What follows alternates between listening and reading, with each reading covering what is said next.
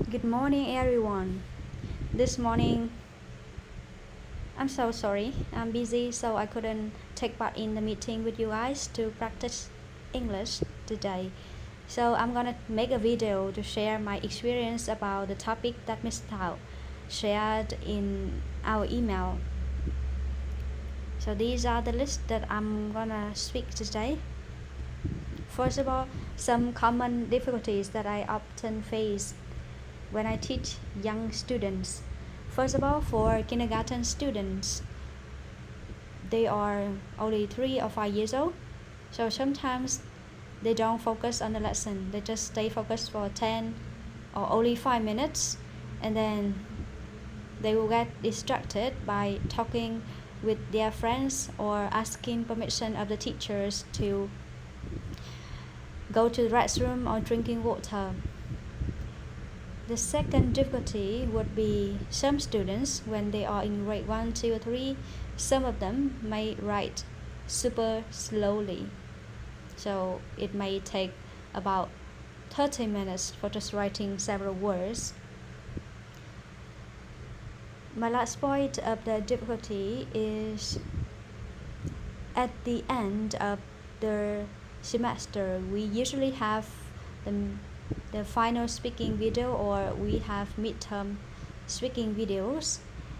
Some students, if they are weak, their English ability is not strong enough, it will take a lot of time to record their speaking videos. Now moving on to classroom management. For this one, I have some advice. First of all, when you give an exercise to students, first of all, you need to give a clear instruction. After giving instruction, you ask for students' understanding. If you don't ask for their understanding, some students may not know what to do next. They just keep silent, they don't speak anything, they keep silent and they're doing nothing. Second of all, in the previous meeting, I asked for all teachers to use English as much as possible in the class, but sometimes some students with lower levels, such as kids 1 or kids 2, their English ability isn't good enough to listen to English 100%. So sometimes you need to use your body language, or you need to use some Vietnamese instruction to guide them what to do, or else they don't know what to do, just keep silent and doing nothing. Next, moving on to student engagement. So to engage students into classroom activities, I have some advice. It's not about advice, but my experience in teaching my students.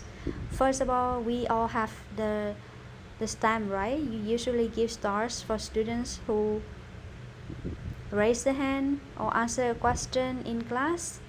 So I think it's a motivation for students. Second of all, give compliments when they are doing a good job. Say, well done, excellent. I think they would feel really happy, and when they finish class coming back home, they will tell their parents that today my teacher said that you have done a good job or excellent. They will feel really happy and excited. Next, teachers should think and find fun activities or fun games to give the students during the class, so the class will become more excited for students to learn and easier for them to remember new words. The last point is for the students who are quite weak, or they are weaker than other students. You should lower your standard for these students. For example, the level of the class And the objective of the class today is to speak the whole sentence. For example, I like milk or I like eggs.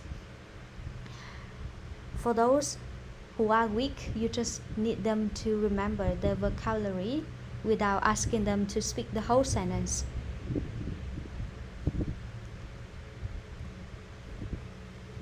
Now I'm going to share some games and activities I often use in my class. In traditional classes, like in public schools, usually only teacher talks and students follow and write, and that's all. However, in English Center like us, we need to hold some activities such as pair work, group work, or individual work. We take turn to hold these activities for students to engage in class. Some games that I often use in class, such as pip-pop, you know that game? Pip-pop means saying the number, counting number from 1 to 100.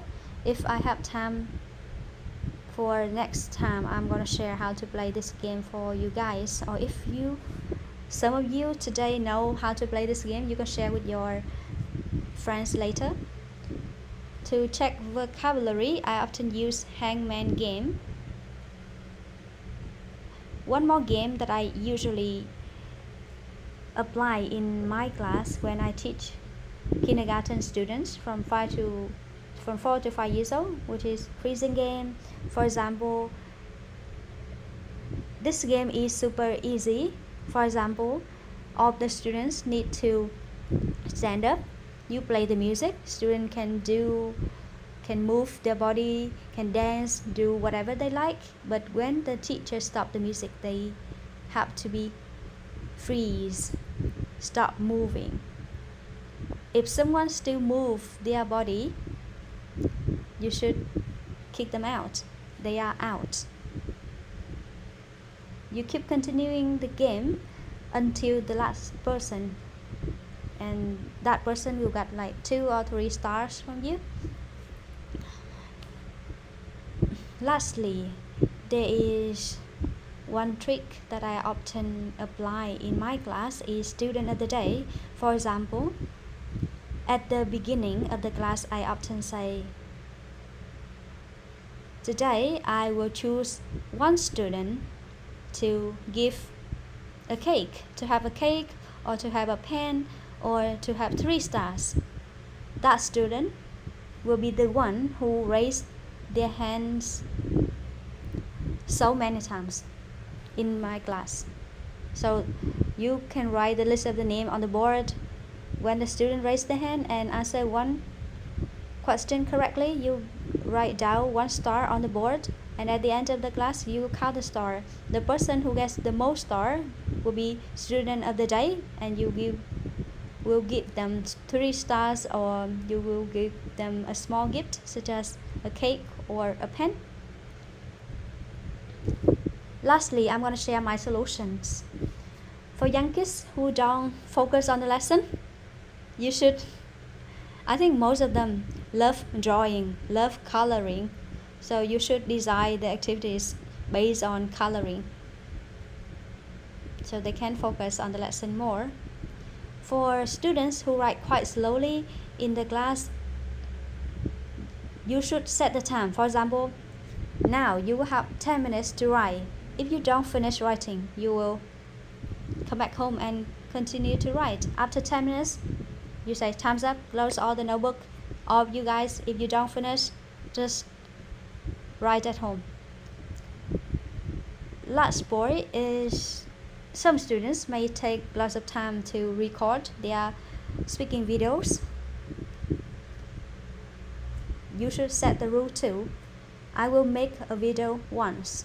If you fail, I don't make a video again. And for weaker students, just set lower standard, right? They just need to speak the words instead of speak the whole sentence. That's all for my sharing. I also want to hear your sharing about your own experience when you teach young students. Thank you. See you next time.